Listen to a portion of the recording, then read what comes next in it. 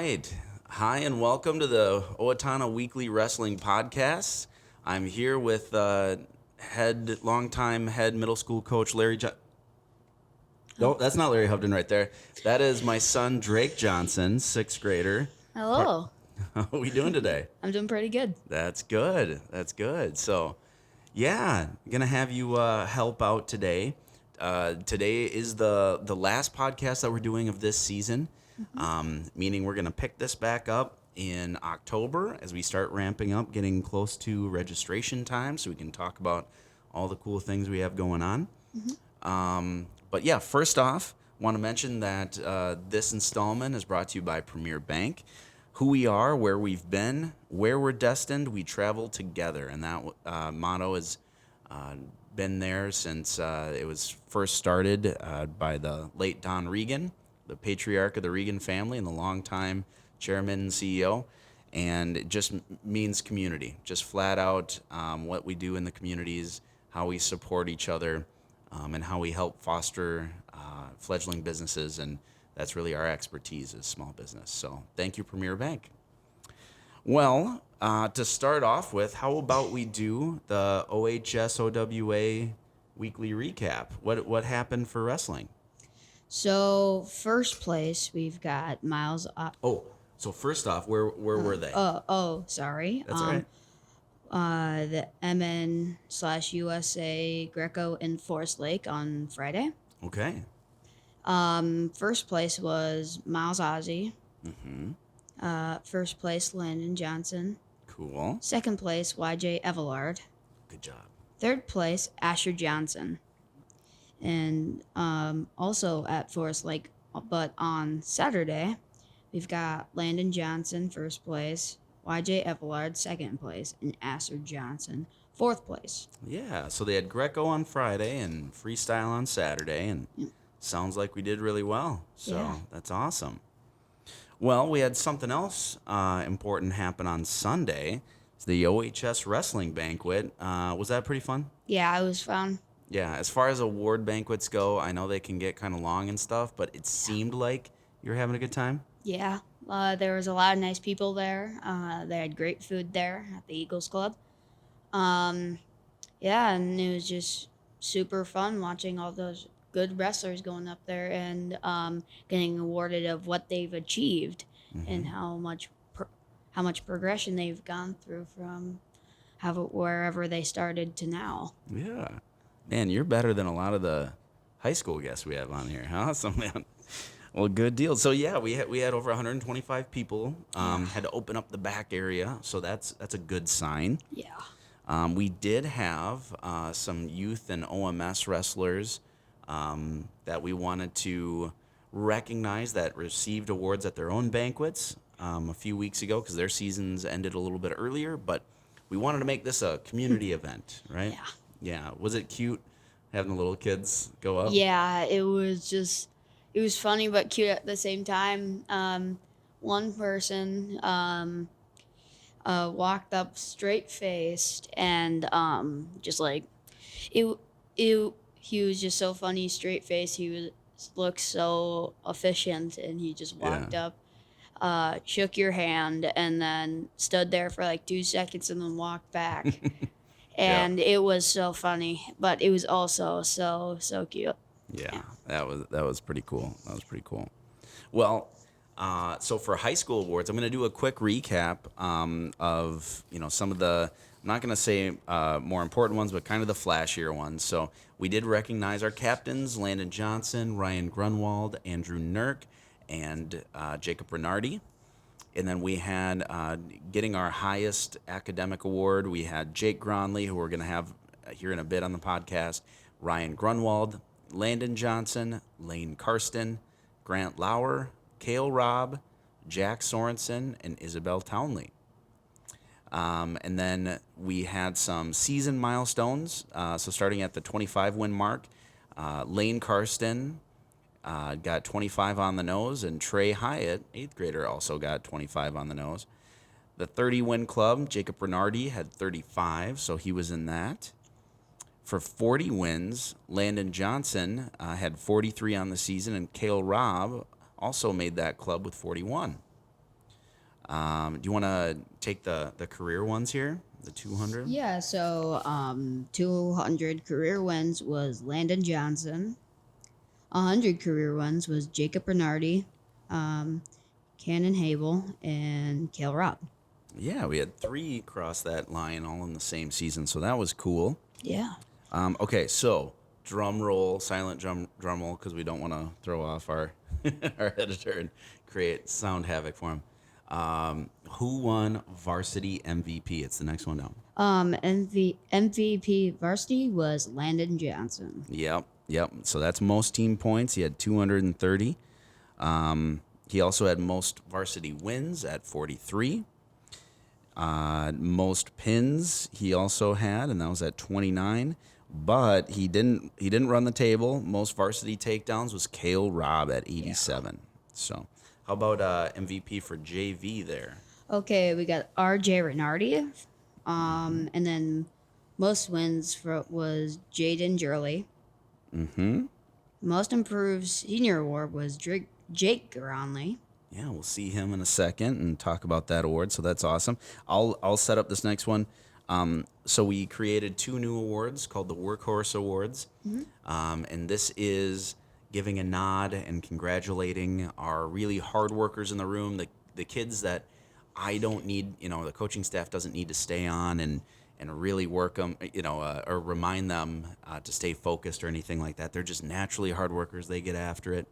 And so I divided this into upper class students and lower class students for age ranges. So for the upper class, we had 3 recipients of the Workhorse Award. That was Ryan Grunwald, Landen Johnson, and Cael Robb. Who won for the lower class ones? So lower class Workhorse Award was Trey Hiatt, Parker Cassis, Jake Sorenson. Oh, Jack Sorenson. Sorry. Yeah, that's all right. Sorry. And then our Sportsmanship Award, that's someone that embodies what we talk about when we say we are the authority. That means conducting ourselves with class, with great sportsmanship, with overall self-respect in the classroom, everything like that. We had 2 guys win the Authority Sportsmanship Award. Who were they? So Grant Lauer and Peyton Gleason. Nice. Yeah. So those 2 young men. And what's cool about that, too, is Grant Lauer's a sophomore and Peyton Gleasing's a freshman. So to have that type of, respectful behavior and embodiment of what we talk about, that's so cool to do at such a young age. So awesome. And then finally, as far as an OWA member service award winner, this goes to someone in our wrestling community that just dedicates so much time, quite frankly, just works their butt off, that takes on a lot of responsibility, everything like that. Who did that go to? Okay, who that went to was Ryan Fisher. Ryan Fisher, notably of On Point Awards and father to a wrestler in your grade. Leah Fisher. Leah Fisher, exactly. Nice. So, yeah, that, I think, takes care of the awards section. Yeah, it does. So, no, that's awesome. And congratulations to all the award winners. It was so incredible to kind of get everyone back together, catch up with what they're doing. And I see most of them in the weight room. You do too, coming along. So that's cool. But there was a few faces that we hadn't seen in a while. So that was pretty cool. Yeah. Nice. Awesome. Well, we'll be right back with our next guest. So stay tuned. Hi, we're back here with Owatonna senior Jake Gronli, a.k.a. Sylvester Stallone. I think for obvious reasons, but he came to have that name mainly because he also got a shiner this year, and it was just too perfect. It was... Can you do one into the mic? Hey, Rocky. Oh, that's so good. Hey, Boo-Boo. Oh, my God. It's so perfect. So, yes... it's a pleasure to have you here. Jake Gronli, for a little bit of a background, is one of our better students on the team. Just an overall great leader, hard worker, incredibly mature, and has been a big part of this wrestling program ever since he was little. And then this year was also awarded the Most Improved Senior Award from the Banquet. Tell us a little bit about like maybe what that meant to you, what the senior year was like, or just the fact that hey, you won the 126 spot and that was yours for this year. All right. Well, the Most Improved Senior Award was big accomplishment to me, and it meant a lot. And I can't say that I saw it coming, but I kind of did. It's from freshman year, I was behind Blake West and Cael Robb at the 106 pounder, so I was kind of backup JV. And eventually moved up my sophomore year, now I'm starting JV. Then my junior year, finally got to varsity and getting a little more physical, wrestling with Bobo every day, so that helped a lot. Then senior year, I finally got my spot for 126, and then it went pretty good this year, probably my best year. Yeah. And just saw that, Most Improved Senior Award. So leading up into this season, what kind of work did you do in order to position yourself to, own that spot? Yeah, so the last year and a half, been lifting a ton with my good friend Bobo and Nirk. So I got bigger, stronger. I wouldn't say taller, but definitely stronger. Yep. So that helped a lot, and just got more physical and mean in my wrestling. Nice. Well, and even throughout the year, we saw a cool evolution for you. It's one of the brightest spots, I think, from a team duel that we have at all, and that's we're up on Holmen, Wisconsin, first round of the Clash, and it's 35-33. So, I mean, a win seals it. It's the last duel of the meet because we, for that one, started at 132. And instead, what did you do? All right, so I never ever got the chance to wrestle the last match in a duel, so there's a lot of pressure going on, and I knew I had to win. It was for the team. It wasn't just for me, it was for the team. So I went out there, just had to win, and went out there, went crazy, and got the pin in the first period. Kid went upper body with you, which was ill-advised. Yep, and tossed him. Yeah. Yep. So gets the stick. I know, so Drake was actually, my son who's off camera here, he was at the middle school, and one of our assistant coaches, Coach Josh Woodrich, was live streaming it in his classroom for those guys. And apparently everyone went crazy for it. Yeah. So it was such a cool moment. And I feel like that was a huge turning point in even this season, that short amount of time where, I don't know, it just seemed like such a morale booster for you. And you just kept getting stronger. I know a really easy comparison was the Mayo kid at the Christmas tournament, kind of rode you pretty hard. He dominated that match, and then come back to the try over in Mankato West, and I mean, you should have won that match. You were right there for it. So what about things you did during the season? Did you have a mindset shift or the way you do things, or was it just an overall confidence? Yeah, I would say pretty much, confidence. So during the season, I definitely, because now I'm varsity, had difficult matches, and I just knew I had to go out there and beat a couple of those really good guys. And once I got more physical, I felt my confidence level go up. Felt like I could hang with those guys, especially in close matches with the duel. Knew I had to save team points, and just went out there and did my best. Yeah. Well, and that was the coolest part you just mentioned there, the saving team points. It was so courageous. You got thrown out to some pretty dominant wrestlers, and especially we highlighted it, alumni night hosting against Albert Lee, and you had Wasmoen, and I know on their paper, on their sheets, they're thinking 5 points or 6. They're thinking tech fall or fall, and you hold them to a regular decision. And I mean, you got in on his legs first period, you looked so sharp. So it just seemed like from there on out, the rest of the season, we could count on you to make every match a tough one, and that was so cool. So message. So you have 2 younger brothers, Justin and Nathan, coming up, a sophomore and an 8th grader currently. And so kind of as though you were talking to those guys, let's pretend you're nice to your brothers. And what advice would you give to, say, some young wrestlers who, in your position, I mean, probably, behind some tough competition on their own team for years, and waiting to break through, and Just any words of advice, mindset wise, or anything like that? I'd say definitely get stronger, get in the weight room.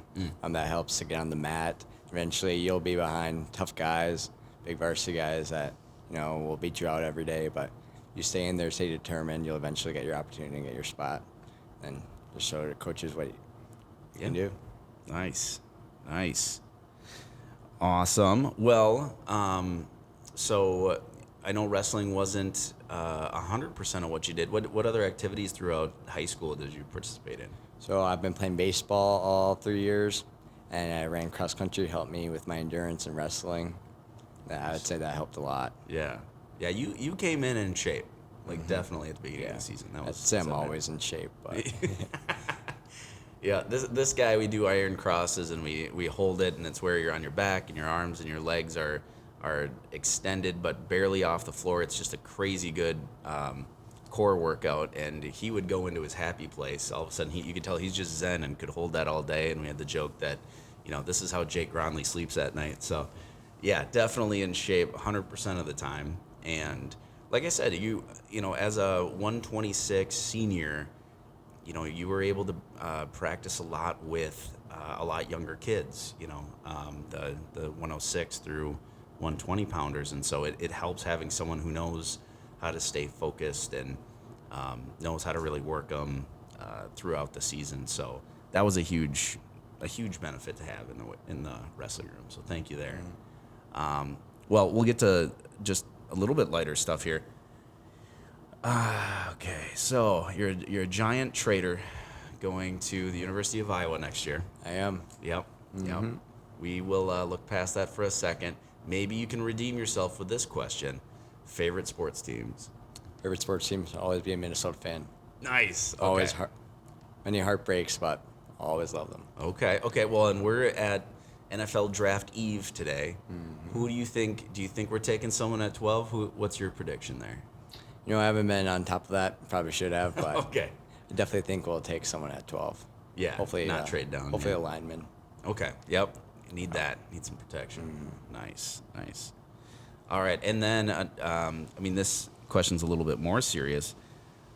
Pick your favorite between these, and what type are you going? We got tacos versus burgers versus pizza. Of those three categories, what would you say is your favorite genre? I have to say I'm a taco guy. Taco guy. Okay. Yep. And can you stand the heat? Do you go hot? I can stand the heat. I'm not going to go hot, but if I had to. If you had to. Okay. How about favorite? Are you Taco John's or Taco Bell? Ooh. I'd say Taco John's. My man. Yeah. The Olays, man. I don't know how you beat those. No.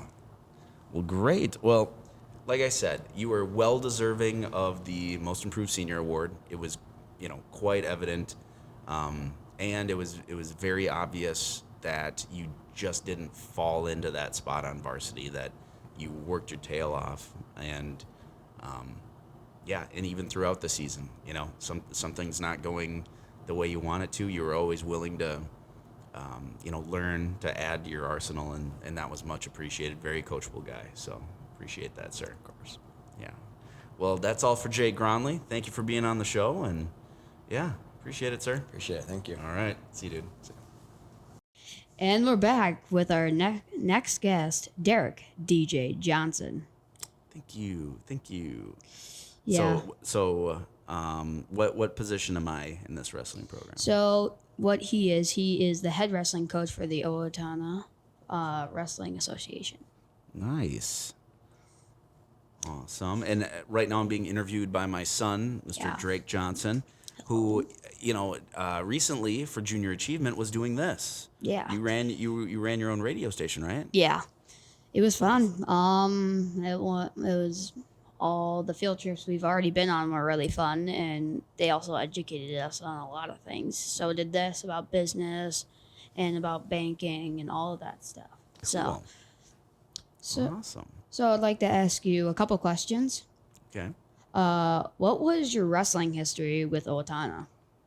Yes. So for those at the banquet, I'm sorry that I'm going to repeat something a little bit because I kind of gave my background. So my family moved to Owatonna in '87, and it was the week of the Owatonna Open.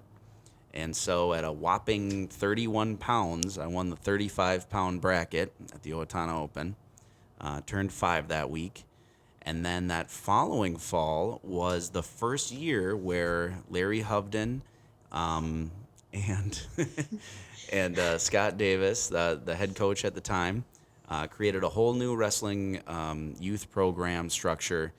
Got it away from kind of the standard Parks and Rec and poured a lot of time and a lot of effort into developing that. The very first year had 180 wrestlers, which is crazy, K through 6. That's such a high number. The following year was 250, so even more. Yeah.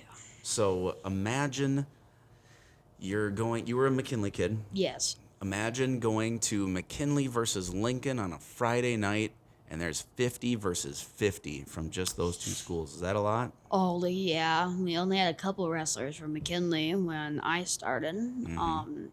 There was at least 4 or 5, and then there was a north and south side, or east or west. That's right. And yeah, we only had a couple of kids that I knew, and then I learned a lot, and I also met a lot of people too. Oh, cool. Yeah. So I was fortunate to, that was my kindergarten year. It was the very first year. And then by the time I was always, pretty decent, but not even half as committed as a lot of these other great young wrestlers coming up. And, like the Landen Johnson, Peyton Robb, Cael Robb, these guys that wrestle all year round. But what it took was my 8th grade year, I was 86 pounds, 87 pounds at the end of the season. And I was, excuse my French, hell-bent on being the 103-pounder for the next season, my freshman year.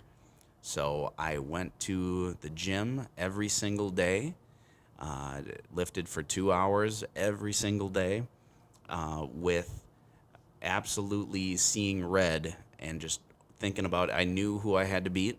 I love this guy. But at the time, he was my worst enemy. If I had a dartboard, I would have been throwing darts at a picture of his face. I was so hyper-focused on beating him, Casey Kaplan. So it just worked and worked and worked until walking in, I didn't grow an inch, and yet I gained almost 20 pounds. So pretty much had to be muscle. So that's how I got to achieving my first goal, which was making varsity. Yeah. And then from there, I keep saying I was a product of this program because we had such great assistant coaches at the high school that took me aside and asked me what my goals were, and then they're the type of guys that were state champs themselves and college All-Americans, and worked with me to put in that extra time to stay after practice, to keep my mind open to new styles, new strategies, and techniques.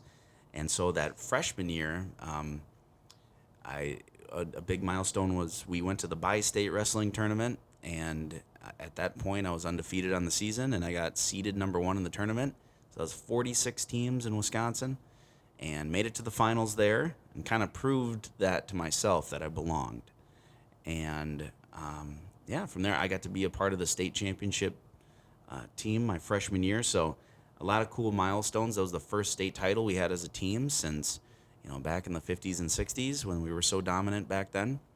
And the very next year kept working, and became the first non-senior state champion in this program's history since, yet again, the 50s and 60s. So it was just kind of both the team and myself were breaking new ground, and I just felt so fortunate to come through at that time because we were state champs my freshman year, state finals my sophomore year. We should have been state finalists my junior year when we were number 1 in the state going in, and then state finalists my senior year. Mm-hmm. So, but the thing is I always knew I wanted to be a coach. I knew it since 7th grade. I was working with a couple of my buddies in practice, and they were having some issues learning moves, and we have a very knowledgeable gentleman in our family, Doyle Johnson. Yes. Papa to you. Yes. Dad to me. Yes. And so using his techniques, his tutelage, his vast knowledge for the sport, I was able to help some of my teammates through, getting some moves down. And one of them even turned to me and said, "Look, I think you're quite frankly a better coach than a wrestler." And that stuck with me all throughout. That, hey, it's not just about me; it's about the team. I always want to be helping my practice partners, and someday I want to pass that on. So, Yeah. that was kind of my story arc, my villain origin story. Just kidding, Yeah. not villain. I don't think so anyway, but Who knows? Somebody might think that. yeah, right? That's true. That's true. Yeah. So, I got a couple more questions. What was your favorite wrestling memory?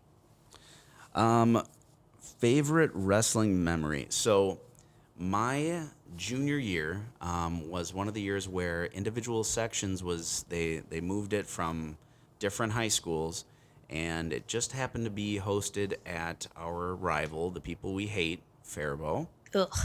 Right? That's the Yeah. proper response, right? Yeah. So we were in Faribault, and that our team was so good that in the finals you line up to shake hands ceremoniously before the finals match. And on our side of the mat in white warm-ups, we had the first, I believe, 9 weights in a row in the finals, and then we had like a break, and then we had another 3 or 4. So it was so cool to be in that gym that we hate, and we hate all those people, and we know Eesh. everyone was cheering against us. Yeah. And to stand there like that. And so when my match came up at 119, I had the number, I think Donner was 7 or 8 in the state, and I pinned him. And I am proud of myself in that I didn't look at the stands and do something stupid and gloat or anything like that. Yeah. But it was really, really satisfying to, because at one point he got a reversal on me and the place went crazy. Not the Owatonna fans, but all the other fans. And I heard that during the match, and I'm like, oh my God, I am going to destroy this kid. So that was such a cool memory, though, to be standing there with my teammates and just have a full row of us showing how good we were. So Yeah. that was cool. Yeah, we are the authority. I just want to say that. Yeah. So, I have a question for you. Another one. What is your coaching philosophy? Yes. So I've been described by some wrestling parents as being strict but funny. So You can be that sometimes. yeah, you're gonna Yeah. no, just kidding. That's and I would say that that's still my philosophy, and that is a deliberate thing where I always reward our team with I shouldn't say always reward with games, because that didn't come into play till late season. Yeah. But it's you work hard, you focus up, and we can get to the fun stuff. We can get to the live wrestling quicker. We can do things like that. But I do try to keep it entertaining, because hey, I know practicing 2 hours a day every single day could get boring, and I want to keep their interest peaked, because especially I am a very big geek about this sport. I love the martial art of wrestling. Yeah. You say that a lot around the house, but it's super addicting. Meeting all these new people, but also wanting to kill them at the exact same time. Yeah, Yeah. exactly. Yeah. Exactly. So yeah, I try to keep it high energy, because you know what? This is the toughest sport to train for. Yeah. And I can't imagine being in a wrestling room in a practice where it's quiet, no one's saying anything. You need that pump up, right? You need that adrenaline and that energy and that excitement. So yeah, okay. This is the last question. The plan and promise to the Owatonna wrestling community. Right. So, and sorry, I didn't really frame that as a question, so my Yeah. apology there. But yeah, it's something I talked about at the banquet a little bit. What I'm looking to accomplish, and the main goal. This is, something that even our Owatonna athletic director talks about, is we're trying to create good human beings, good adults in this society. That is first and foremost. I am confident in my abilities, my coaching staff's abilities, this community to rally around each other. I'm confident that the skill, the wins, the section titles, the state titles, things like that, that is going to happen.